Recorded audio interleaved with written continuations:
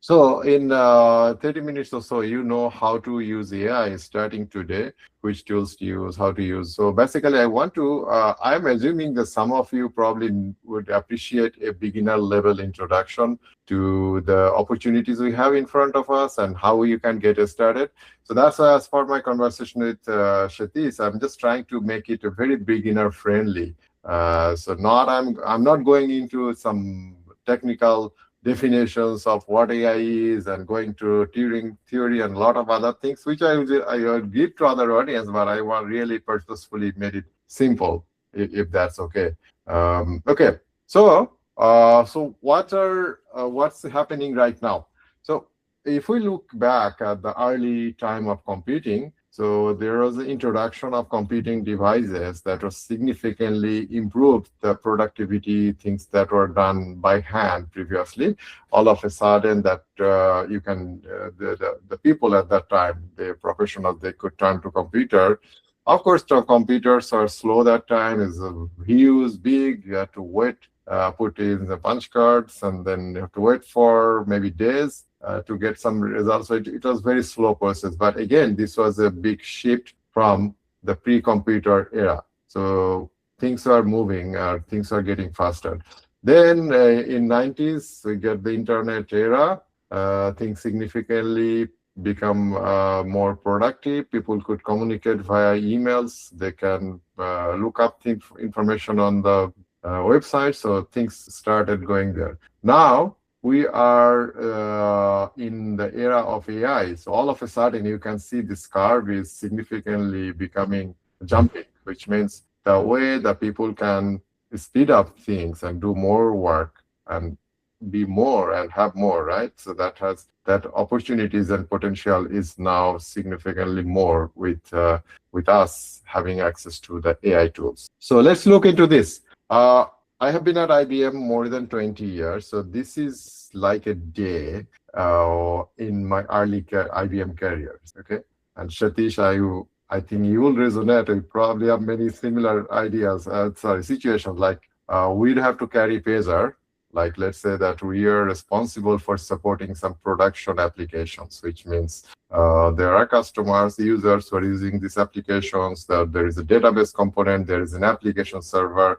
So there's a whole infrastructure that is running this application, and there are users of these applications across the world. So the team will have something called pager. I don't know if people still use pager, but whenever some alert goes off, so it will just start beeping. So you'll have to, there's something emergency happening, so you have to go online and check and start troubleshooting. So I would get pager duty for certain week or weekend, so I have to carry this 24 hours. Then maybe middle of the night or maybe 3 a.m., the pager goes off. Oh, I have to get up. Then open my computer and see for messages, emails. Oh, what's going on? So I definitely know that something is down. Then figuring out which application is down, then going through all this troubleshooting steps. Satish, I'm sure you have to do a similar thing, like back of those days. Sure. Yes. So it can be weekend, it can be midnight, it can be past midnight, anytime. So, and then if I was going to some friends or some invitation, I have to carry my laptop with me in case the pager goes off. I have to go online. But the point I want to make it, at the time, it was only myself and the logs and maybe some Google search that I could troubleshoot this. But I had to go through a checklist of files and the components, the software stack, logs, and dig through all of this. And this could take hours, okay, to troubleshoot this. Eventually, I know the many things, many nights that I had to do this troubleshooting. Then in the morning, finally, when the issue was resolved, I had to send an email to my team. Hey, I was up last night. I'm going to be late for the work today. So that was the time before before AI, just me and the logs and maybe some Google search. Okay? Now, so you see my picture from the 2007. That was me back then. Now I'm in a different world, 2026. Two things has changed. One is I lost my hairs. You can see on the right side picture, but also I have access to AI. Okay. So how is my life today at work? So last week I had uh, a strict deadline because I'm part of the DB2 development team. I lead my team, but I also write code, and that codes get shipped in the product. So there is a so when you are working as part of a big engineering team and product development team, so there is a strict timeline and deadline, which means if it's slow, then it raises red flags and get into trouble. So which means anyway, I was under a strict deadline to fix some problem. So in my code. And that code needs to be clean so that I can deliver this code and it gets part of the product. So there are some errors and in some of the code that I have written at that time, and it's throwing some error, and there are hundreds of files. Okay, then for me to go through this step by step, the earlier approach, so 20 years ago's approach would have been first find out which files might be causing this error and why this error is causing, then maybe setting some breakpoint. I'm not sure if some of you are familiar with this. Basically, you can troubleshoot and debug your code and see, yeah, this lines of code is probably causing problems. So you just have to have a hunch and then eventually figure out. Again, the point I'm making, if I did not have access to AI tool, this would have taken hours. But now, since I have access to an AI coding agent, so all I had done, I pointed to AI coding agent. Here is my code base, the hundreds of files that has thousands of lines of code.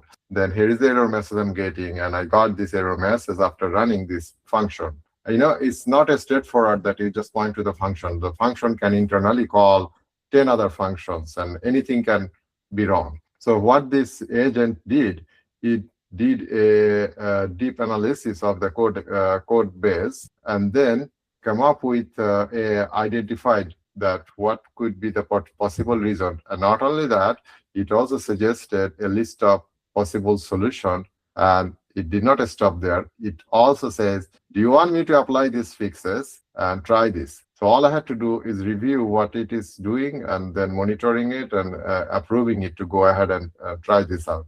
All it did, we tried a few times, I reviewed the result, and within few minutes, I solved this problem. Okay, so that is now the productivity gain we can have with the power of AI. And this is an example from software engineering. There are many similar examples from other domains. Let's look into another part of how I am speeding things up and becoming productive. So as I mentioned, I am doing a full-time technical or engineering work at IBM, but I'm also finishing a PhD in artificial intelligence. Okay, so the way I do things now, often I would have two windows open, with AI coding agents. So in one window, I'm doing something related to my work project. And another window, I am running some experiments for my PhD research. So I would switch between, that I'm giving some instruction or prompts to the AI coding agent to do some activities. It will take a few minutes.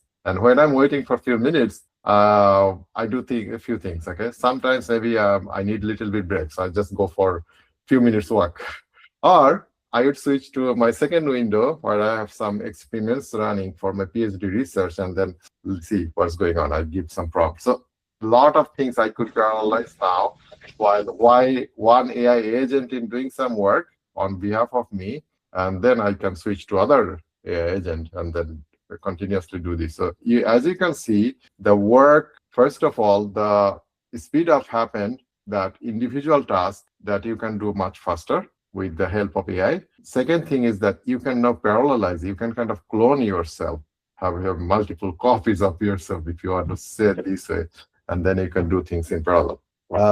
Before I go further, so now, and then just to share some personal memory. So 2 weeks ago, I presented my paper from my PhD research in Finland. So this is just showing a picture. So so I'm really happy that things are progressing. And of course, when I started PhD, at the time I was not using AI tools much, but right now I'm heavily using AI, and things are significantly getting faster with writing code, running experiments, and refining and finding code. So this getting a lot of speed up there. Okay, so how I work has fundamentally changed. We already talked about this. So now I can do, sorry, someone had a question? I think I missed it. So I can pursue multiple interests at the same time, technical interests, like the work projects, PhD research, personal projects, which all of this I do. Again, I mentioned 2 tracks, but there are multiple tracks that I have. What could take hours, now many of these things you can do in minutes. So one thing that's come up is why is AI going to before I kind of switch the gear, is there any question? If anyone has a question, feel free to speak up. Otherwise, I'll keep going and you can ask anytime later. Okay. So one question that often come up in community discussion, meetings and things like that is, are we going to lose our job to AI now that we get a lot of AI capabilities out there? The LLMs can do a lot of content generation and things like that. And then the AI coding agent example I mentioned, if AI coding agent can generate code, so why do we still need human developer to write the code? So I'm going to give you 2 layers answer to this. And I think this is important to keep in mind that the answer to this question. So I want to share this. The first answer is what everyone else is already saying.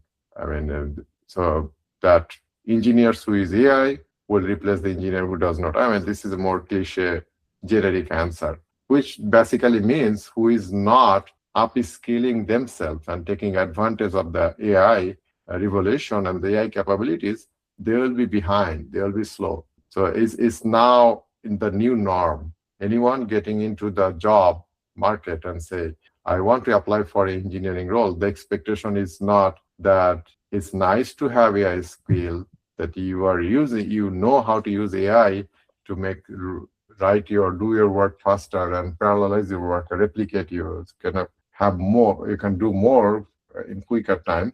Is the expectation is that everyone must have this, you know? So that's the baseline. So it's no more optional, okay? So that's one thing.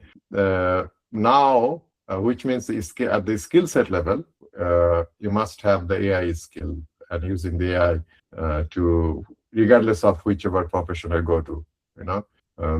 So the tools and the AI techniques and tools will be different, but there are AIs that can benefit pretty much virtually all professions as I can think of, at least in the knowledge work and engineering, medicals, and a lot of disciplines. Now, let's talk about the other side of the answer, which I think that will not be replaced, is the critical thinking abilities. As we know, this AI learns from the data patterns, then so that's how it you ask a question, it look through its memory, try to find some pattern from the data it has learned from, and then it try to come up with answer.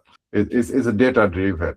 But again, my answer, the second part of my answer would be a little bit maybe a little bit philosophical. I think the human, as we have some unique ability that even if we don't have access to data when we are solving a problem, we could think systematically and come up with a solution, some ideas. I think that's our niche, which means as human, the capabilities, the unique talents that we have, the critical thinking, if we can nurture it, take some time to think, and then give it time for thinking, you know, whatever we do, and be very purposeful and look across where AI is using AI is beneficial and how to take advantage of AI to come up with initial solution, and then using AI to come up with more quality solution. When these kind of skills will remain irreplaceable. So I think again, I'm probably becoming a little philosophical, but I think critical thinking, that's what we need to focus more. AI can accelerate every stage of your work, whatever you build. So you can get up to speed in minutes, not days. I have already shared some examples for myself. So, for example, other things, since you all are a student, so one thing, I'm also a student, as I mentioned. I'm doing my PhD. So one thing I really that helps me in my reading of research articles is using AI to get a preview of the article. Let's say that there is an article that I want to read, and as you know, this research articles get a lot of scholarly language and a lot of mathematical notations and different things. So what I would do now is upload this article to an AI tool and ask it to give a preview. And I just don't rely on AI to give a random preview. There is a very famous book that really transformed the way I learn. It's a book from last century called How to Read a Book. It's written by a philosopher and intellect from last century called Mortimer Adler, and it was a classic book. And the education system we go through, it does not teach us how to read book properly, how to read papers properly. So he taught that skill in that book in a very systematic way, that you don't just start reading a book, an article, cover to cover. You go through a process of taking a very high level view of this article, what problem it solves, what its solution look like, and then what's the structure of this article. So at a very high level, you don't go for deep reading initially. And once you have grasped this high level view of the content of the material that you're considering to read, then you kind of come up your own roadmap for reading through this. So you see this chapter, so this section is what is aligning with my need, then let me go deeper. But you first start with a preview. So what I have a prompt where I said exactly use Mortimer Adler's principles to preview this article or this chapter and give me the high level view. So very quickly now I can have this high level view, and I can decide whether this article or this is relevant to my interest. And if not, then I can pass it. It saves my time. And then if it's relevant, then I can go deeper. I used to do this preview before. Yeah, I started using AI, and that could take maybe 30 minutes to an hour to do a preview. Now it can take 5 minutes. So you can start using it today in your articles or in your reading. So you can explore more options. So let's say that you are looking for a solution, or you want to design a software. You want to write some essay. So you have some initial idea. You can share this idea with AI and ask it to expand and give you more ideas. For example, when I was preparing for this talk, I used AI to brainstorm my ideas. These are the topics I want to talk to you guys today. Then I say, would there be other topics or anything else that I should consider as I'm planning my talk? So it did come up with some suggestion. Okay. Then catch errors you have missed. So one thing that I really do every day is proofreading my writing. So I come up with my own writing and draft, and then pass it by AI and ask it to proofread it. And I don't trust AI to just do its own proofreading. What I do, I have, this is one more thing I have done in my 20 years of career.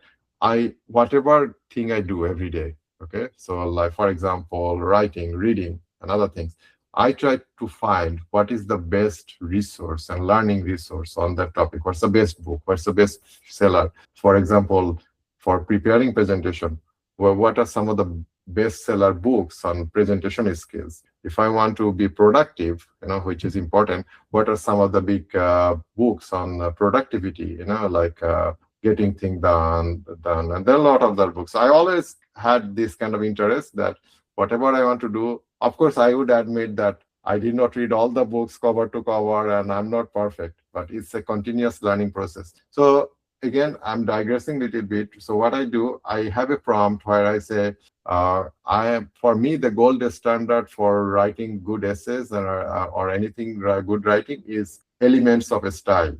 It's written by William Strang Jr. from Cornell Universities in 1918, so more than a century ago. And it was expanded a few decades later with one of his students, E.B. White. So Strang and E.B. White, their book on English writing is kind of a gold standard. So I have seen many authors, they always recommend start with that book. But anyway, I asked AI, say that proofread my article, but apply the principles of William Strang Jr. and E.B. White from Elements of Style. So all of a sudden, I could have Strang and E.B. White proofreading my article and giving me a cleaner version. Okay, so let's go over this. Knowing these tools is now the baseline. So for example, of course, since I'm from software engineering profession, so I have mentioned examples that tie to, most of these examples tie to my role. But Notebook LLM is, you all can use as a student. But there will be other tools for specific domains like medicals and maybe mechanical and other domains. I have to apologize, as I don't know much about the other disciplines, but I'll give you this task. You can talk to the practitioners or engineers already in these domains, maybe reach out to them and see what are some of the tools in these disciplines, the AI tools they are using. So maybe start learning it. So that could be a homework for you. The point here is that so you are expected to know these AI tools that are relevant to your career, target career. Next, I want to give you some skills. If you are not familiar with this or not doing it in a more structured way, hopefully that will help you. So learn to prompt well. So assuming that you know that you can interact with the AI, so come up with a more writing better prompts. So you can give more context and what you're expecting. So you can give context, be specific and accurate. So, sorry to interrupt. I have a question for you. Sure. Yeah, please go ahead. See, some of the attendees are in their first year of engineering, so they'll be learning to code for the first time. Learning to? So how what would you recommend for them? Because they have to first learn before using a lot of the tools, right? Sorry, Satish, can you please repeat? I got the context. You're talking about the first year student, but what is the specific question? Can you please repeat? So, see, the dilemma is that we can use prompts to generate code, great code, but a lot of the folks on the call, they haven't yet learned to code. Oh, okay, I got it. I got the question. So question, should they learn to code first, or they should go to code generation agent, right? Yeah, or how should they approach this? Because you don't want, see, I'll give you an example. With the Tesla cars, right? If you use full self-driving mode, you don't need to know driving. But it's scary if you don't really know driving, just get into a car and drive on the highways. So how should they approach this? I think there has been many answers from different people, but here is my thought on that. Okay, so learning to code without using AI, as you are just beginner, it is must that just go back to the basic, understand the syntax, the how to write these functions, and how to make sure the function logic is correct. More importantly, you look into a description of algorithm pseudocode, that is not actual code, but it just gives a logic. Do you have the skills to translate this to code? So that coding skill is very much needed. If you don't have it, then if you just start to code just by using AI tools, then you will not be able to detect the issue. So when we learned coding, of course, we had to spend, like, I remember that when I was in undergrad, the assignment due, so my Java program was not working. So I spent maybe hours in the lab, university lab, and just maybe before midnight, I got it working. So that experience is very much needed. The pain, going through those challenges, that will kind of give you that maturity and comfort. So you'll learn to be better coding. But at the same time, once you have this general version of the code working, something like that, separately, you can take this code to AI coding agent, like the code that you have written. Then I say, is there any way I could make this code quality improved? How can I make it better? Then once the AI coding agent gives you an improved version, take a look what suggestion or things it had made then. So that's one thing is comparing, and not only stop there. Now, whatever code it has kind of given to you, you have reviewed it, then you can actually stop AI and just try to see that you can, if you can go back to your own code and implement this logging without turning back to AI suggested or augmented coding. All I'm saying that not to avoid AI altogether, but spend time with learning to code using the books or the other materials. And then once you have it, use AI to refine it and look at the suggestions carefully. Once you have done this, then you can again close AI and see if you can enhance or extend your code by writing the code. And so this back and forth, going to AI, starting without AI, going to AI, and then again stop AI, go back to your code. I think this kind of exercise will make you more comfortable with the coding. But net of it, you need to have your own coding skills regardless, without using AI. Then you can use AI to amplify or get more value out of it. Does it help? Yeah, thanks, Sheikh. Yeah, one of the common questions that candidates get is, what's the toughest problem you have debugged? So, that kind of sheds light on the experience level of the candidates, right? The toughness of the problem and how they approached it, that kind of stuff. But now AI adds another dimension to it. So I think even the universities haven't yet figured out how to approach this. They're still experimenting. So, Sheikh, as you mentioned, I think having the cake and eating it too, or having AI, but also learning from scratch is what appears to be a good approach for those that are just starting out. Yeah, exactly. I want to give you a little bit non-technical suggestion that, let's say, I don't want to avoid this part. I think this is important. There will be temptation that you are writing from scratch without any AI, but AI tool is just by your hand, which means you just go to browser and find it. How do you avoid going to AI, right? So I think that is a challenge, that whenever you're stuck in writing your code, there will be temptation to go to the AI and then find a solution, because it just you are stuck for hours, and then there is just 1 minute. You can give a prompt, you can get a solution. What's the solution to this? Okay, I think here is one thing I do. Again, I'm not using example or a technical example, but when I have a personal discipline that when I am working on some projects, let's say that I have decided next 2 hours, I'm going to work on my PhD research. So I have a strict rule and some application where I actually set the blocker, that like the particular tool I'm right now using called Freedom app. So I set a blocker that next 2-3 hours, block my access to Gmail, or block my access to any social networks, news sites, anything that is not relevant to my current research experiment. I know that could sound very rigid, but that actually has been my secret to be productive, improves my productivity.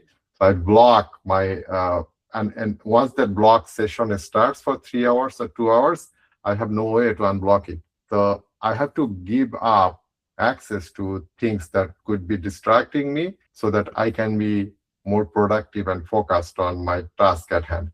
And that embracing this boredom is actually a secret to productivity.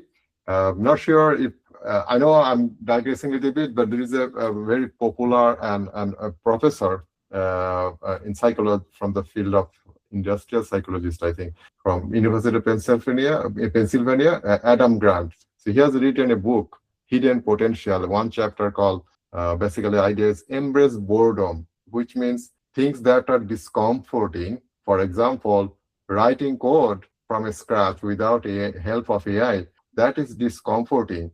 But you have to have this mindset, oh, I'm not looking for the comfort. You have to go outside of your comfort zone and know this. When you embrace this discomfort, that's how you'll grow. So, and then burn the bridge that temporarily that you don't have any way to go to AI. So you can block access to ChatGPT, Claude, or whatever AI tool you use for the next 1 hour. So only option you have is either to write this code or do nothing else that could give you a quick escape. Sorry, probably I digress a little bit, Satish. No, that's fine. Yeah.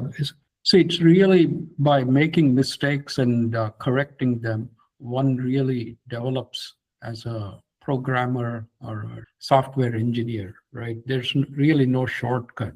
Exactly. To go through these trials and labors and discomfort, painful pains, there is nothing called, comfort learning. To go learning is uncomfortable, but you have to embrace this. The next thing I want to suggest, once you have a good skills of writing prompts, and often you see that that you go through iterations and come up with a good prompt. Now, save this prompt as a template, and you can ask the AI to give you a template, reusable template, so that you can keep using it. So remember that the proofreading I mentioned, that when I write some essay, I have specific things that as a checklist.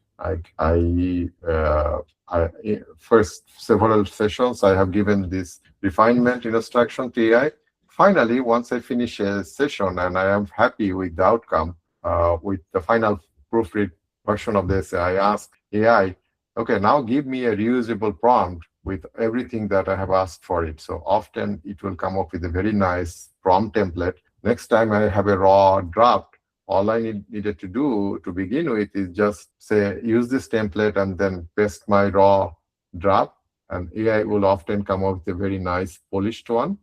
So this will significantly cut down. So all I'm saying is start collecting and reuse, saving those nice templates from your sessions or interactions with AI.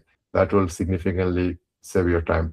The final thing I want to mention is ask AI to write it for you. So if you don't know how to write a good prompt at the first place, you can describe what is that you want to achieve with AI and ask it to give you a better prompt. So from its experience and knowledge, it will give you a good prompt, help you write better prompt to use for AI for itself. Okay, you can start today with these free AI tools. Right now, my favorite tool for AI tool for development and variety of tasks is Claude. I was using ChatGPT before, but I switched to Claude about I think last July so more than 8-9 months. So I really enjoy its quality of work and what I get out of it. GitHub Copilot, I was using that before, but now I use Claude, and also at work I use IBM Bob, which is a AI coding agent, which internally use Claude. Then Cursor is there, which I don't use much because I already use other AI coding agents. Notebook LLM is there. I have not personally used much, but it's highly spoken by people who use it as a note-taking or analyzing or learning resources. So I'd encourage you to check it out. Notebook LLM is highly spoken by researcher. In fact, my professor for PhD research, he also recommended looking at Notebook LLM. It's one of my wish list. There are so many things happening, but I have not got around Notebook LLM, but I'll encourage you to take a look. Okay, so those of you who want to prepare for a career in AI engineering, so these are the things that you want to have on your resume and your profile. So essentially what I did a few weeks ago, because I work with a lot of students, so they often ask, what skills I should be learning. So what I did a few weeks ago, I looked at the AI interns job descriptions from some of the big companies and see what are the common skills they're looking at, okay? The first one, I'm not going into details, but if you go to my newsletter, I have published articles to talk about many of these topics, and I regularly publish more content. So retrieval augmented generation, which is using AI and augmenting AI with additional knowledge to answer some question. LangGraph embeddings. I'm not going into details. Maybe that will confuse more, Satish, if that's okay. But I'm just giving as a reference this slide. Yeah, and the students can jump in and ask questions if they have any questions about specific parts of the stack. Yeah. Okay. Let me pause now. See if anyone wants to ask any question. I'm happy to expand, but purposefully, I don't want anyone lost. Quick, if you don't mind, can you just quickly say what each of these blocks are? Because for the first year students, they may not be familiar with any of this. Yeah. So just a one sentence explanation. Of course, I'm going to talk about what each of these solves because each technology comes with solving a problem. Okay. So knowing what problem a technology solves, that's helpful. I know some of this may not be too much for you, but just hear some of these keywords, then if you later come across this, hopefully this will help. The first one is these AI models, the large language models that we all are using. Large language model, how does it learn? It learns from the data. Okay. The data means you can go to, let's say you decide to train a large language model today. So you'll have to say that you go to internet and extract all the knowledge that is available up to that point in time. So that, let's say right now my time is 11 a.m. So I want to collect all the knowledge from the world's knowledge from the internet by noon today. So I'll collect all this data and give it to LLM. And LLM will have a massive learning network. It can memorize this. But think of this like it's reading from a book which has fixed number of pages. So that means its knowledge is limited to the book's knowledge, the books it has read. It does not know anything, any new information that was created after noon today, right? So basically the point is the LLM has a knowledge cutoff time. So it has a static knowledge, which means if you ask a question that requires the knowledge of things that happened after that knowledge cutoff time, LLM will not be able to give you an accurate answer. That's a big problem because if LLM does not know what you're asking, it will not give you a correct answer. It will often give you a wrong answer. So way around this is an architectural solution called RAG, or Retrieval Augmented Generation, that basically creates a second brain for LLM. So kind of think of the external knowledge, and then whenever you want LLM to answer a question from additional knowledge, you can do a quick search and give you some access to this additional knowledge. So this is a very important and powerful architectural pattern. So many companies are using it. So you really want to, if you really want to get into an AI career, AI engineering career, you cannot miss it. Retrieval Augmented Generation. LangGraph is a Python-based framework for building AI agents. The AI agents, I'm not sure if you're familiar with it, is basically not just AI model, but it uses AI model to automatically decide and do many things in automation. So this AI coding agent example I mentioned, that is an AI agent. So you can develop and build this kind of AI agents using LangGraph. Embeddings, vector, these are very popular and powerful ways that you can represent information in numerical form, and that allow you to find things that are similar to each other. Then production API, which means you learn how to develop an APIs for production quality, which is secure, which is performant, and can do a lot of things. Local LLMs, large language models, there are different commercial hosts on the cloud who can give you, who host these large language models and allow you to access them. But accessing them has three challenges, which means if you're going to cloud, you first have to pay money for every request you're sending to those LLMs. Second thing is there will be latency. When you are sending an API request, it goes through the network and the response comes back via network, right? So there is a time aspect. The final aspect is if you want to send some sensitive data to large language models, such as maybe the banking information or some very confidential information. You don't want to send to an external LLM on the cloud. That's why setting up large language model locally can be a useful solution. So that's why mastering these skills, how to set up large language models locally, for that is a very good skills to have. GitHub, so that has become the standard for software code management. So you really need to have that skill. Hope that helps. Do these three things. I'm giving you some homework. So go to, if you're not already using Claude or Gemini, these are freely available. You can use it. You can upload your lecture notes, ask it to summarize, explain, bring some thought-provoking questions, create diagrams. You can do a lot of things.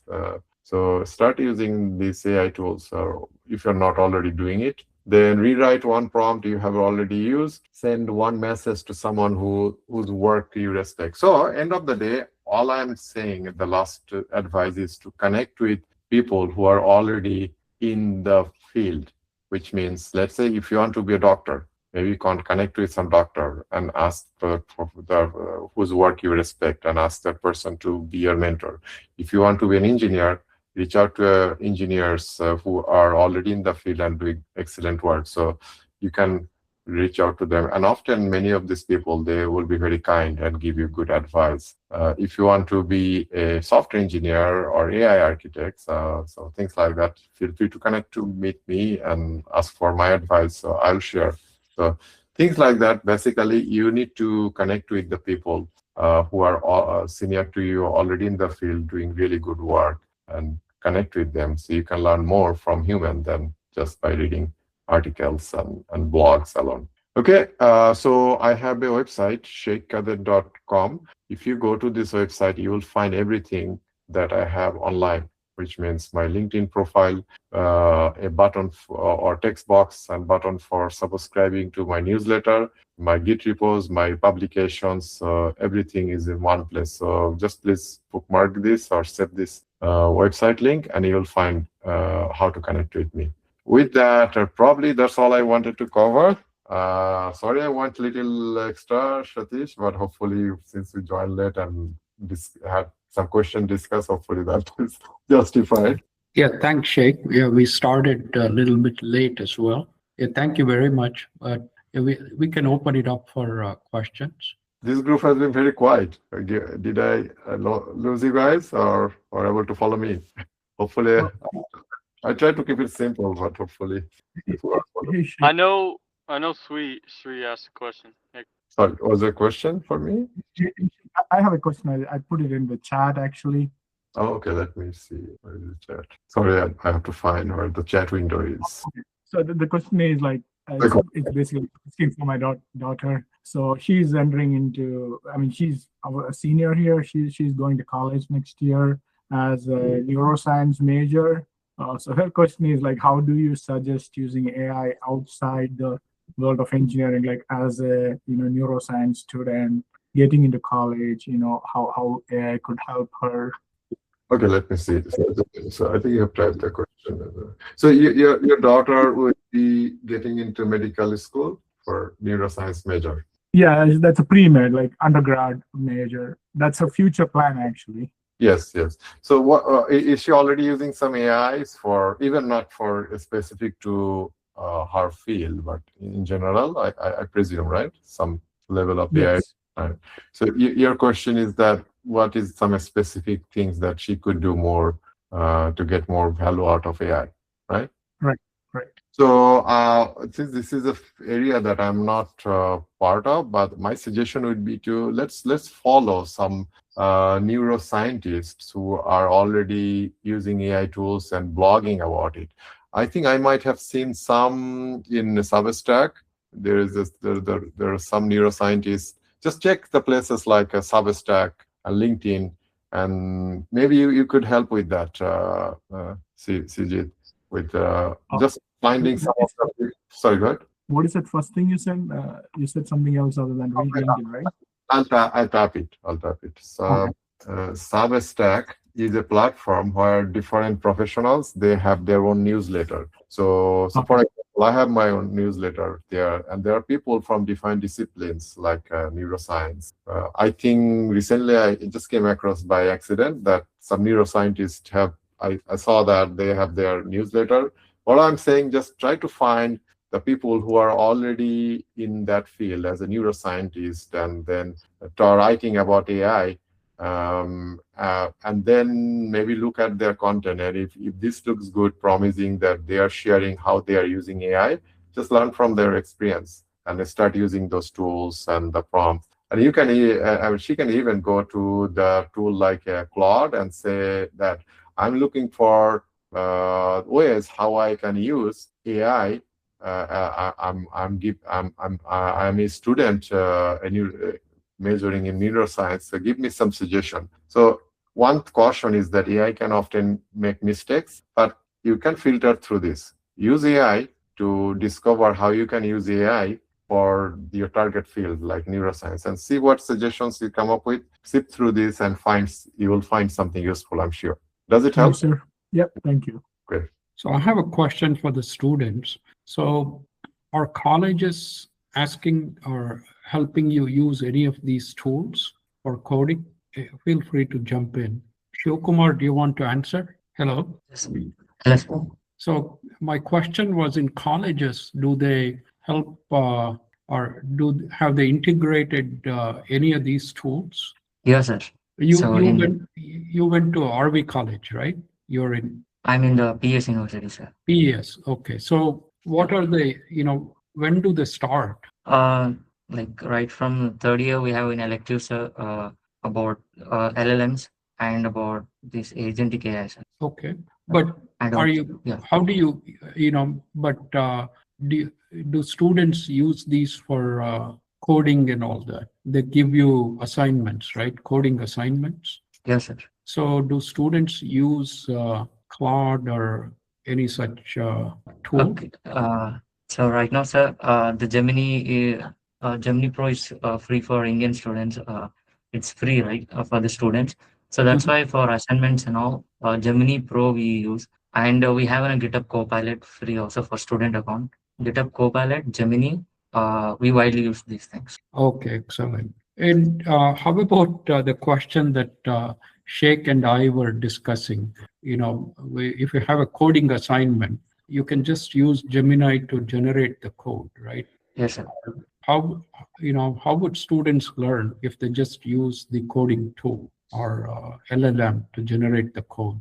Any thoughts on that? Yes, sir. As Sir has told before, yeah. So if anything happens, we do right. We need to give the correct prompt for that. So, I'm working on this project. I find this issue, and correct prompt we need to give, and we need to find how it has fixed the issue and what reasoning it has given. That we need to understand that. Through that only we learn for that, sir. Okay, thank you. Yes, sir. Charan, you're at RVCE, right? I'm from NIT. I'm studying in NIT. Oh, NIT, that's right. So how can you answer the same question? So at NIT, what tools? Like it's similar to what Shivkumar said. Like most of us use Copilot, Claude, Gemini, and also many of my peers use Cursor also. Like professors don't explicitly mention to use that, but we use for assignments and the course projects and all. Okay.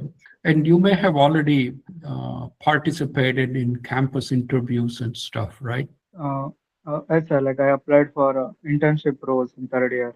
I have attended interviews. And how does this come up, AI? What kind of AI-related questions do you get? Like I started applying in starting of the third year. Like I was not more familiar with AI, so all the roles which I applied for related to like apart from AI.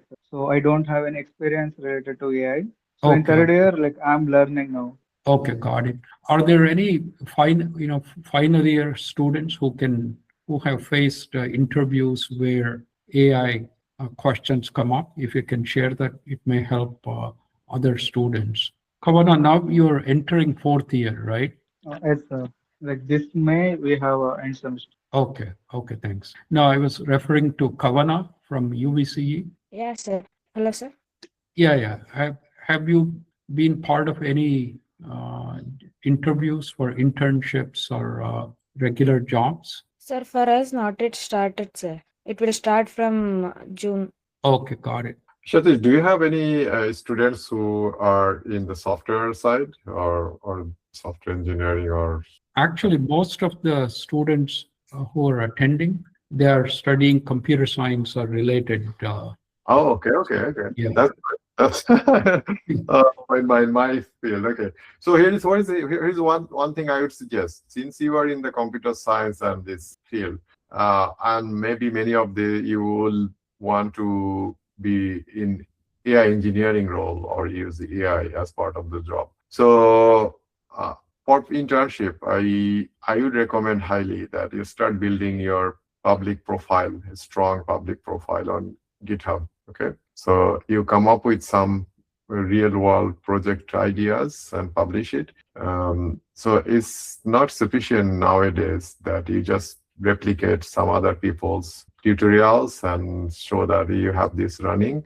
Now you need to do more, because now everyone can spend a weekend and clone some tutorials from others and just put in their Git repo. So it's not sufficient. You need something to differentiate yourself. Because when you will be being interviewed for a internship or things. So if you're just like everyone else, the hiring manager will not see something special in you. So what I'm going to suggest, so it's okay to take someone else's tutorial, but go through the process of improving it. So let's say you replicated a React tutorial that someone else has written. Instead of just cloning it, identify 5 to 7 things that you can do to improve it. Then go this iteration and then write a nice report in your repo. Give a credit to the original person who has written this tutorial or code. Then say that,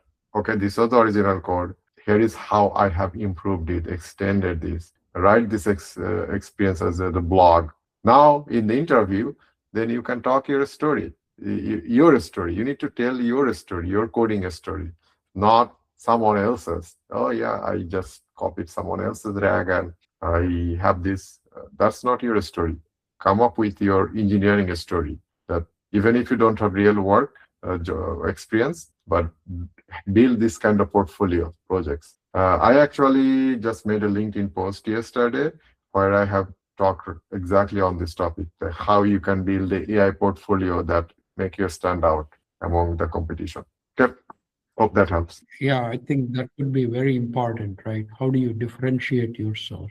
Actually, I'm going to share that link in the chat, that yesterday's post. I would encourage you to check it out. Good morning, Sheikh. I'm Santosh here. Go ahead, Santosh. Yeah. Well, I am one of the mentors of this Pragati students. And I have been getting a question from, or rather, when I talk to the students, a typical concern or the challenge they say is that, whenever they go through the entrance to a internship, entrance test, they encounter some coding problems, which if they are given more time, they say that they could have solved, but then for want of time, they were unable to solve, so they got dropped. So is it typically a problem which can be met with AI or without the AI? How does it, how can such a challenge be addressed?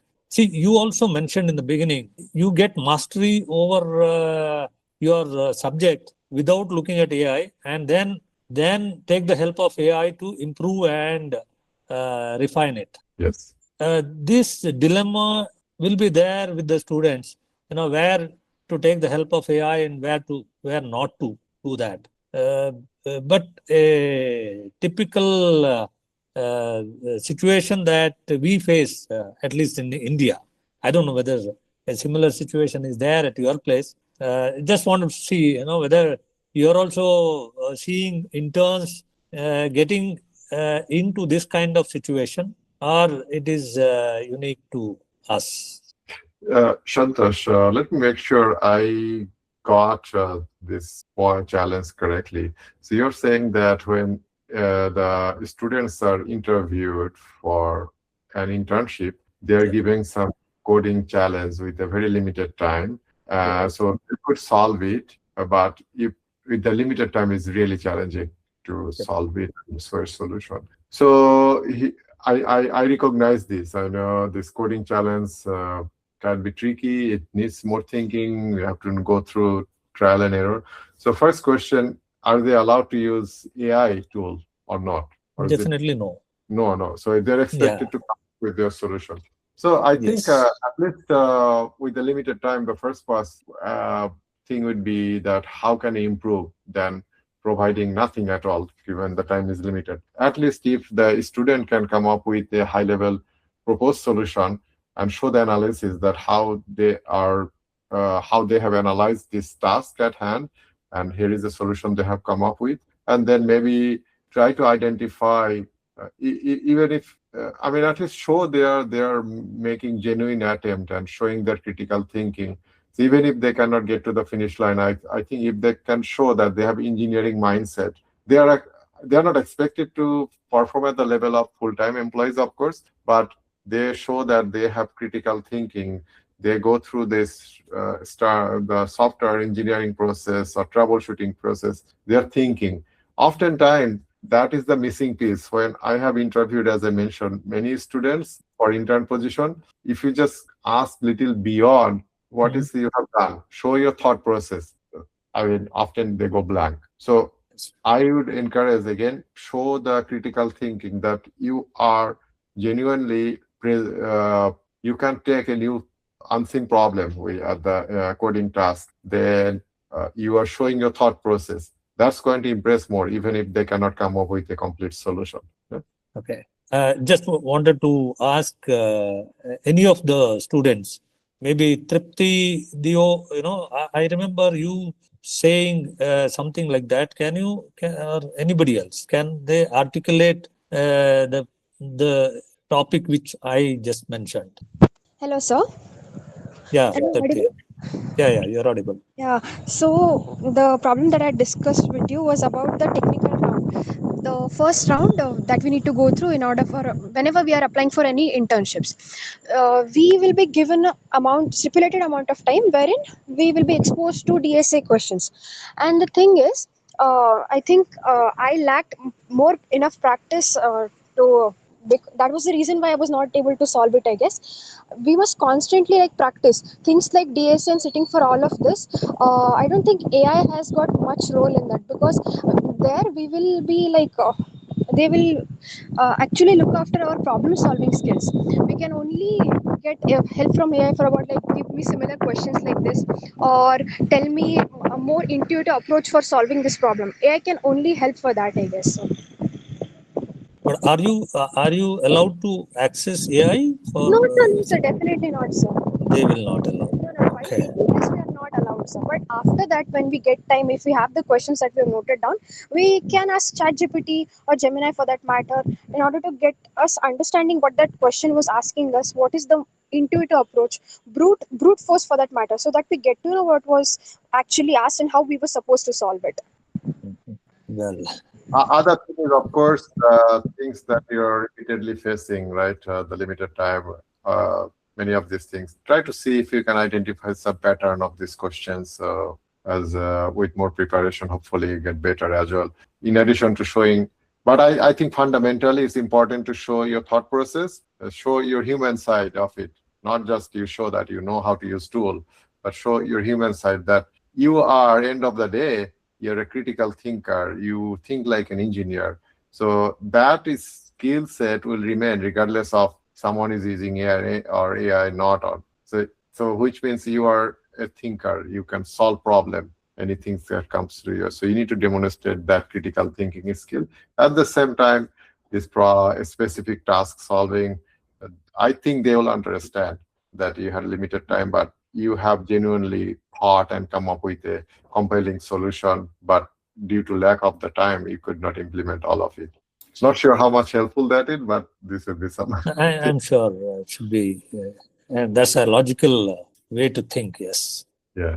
I know it's 9 p.m. in India and 11:30 for Sheikh. So it's been, 30 minutes over the scheduled time. So Sheikh, I would like to really thank you for taking the time to prepare and talk to the students today. Really appreciate that. And as far as the students are concerned, please do check out the website Sheikh mentioned and connect with him, and you can talk to him offline to get any advice from him. Of course. So, thank you very much, Sheikh. I really appreciate it. Have a good rest of the weekend.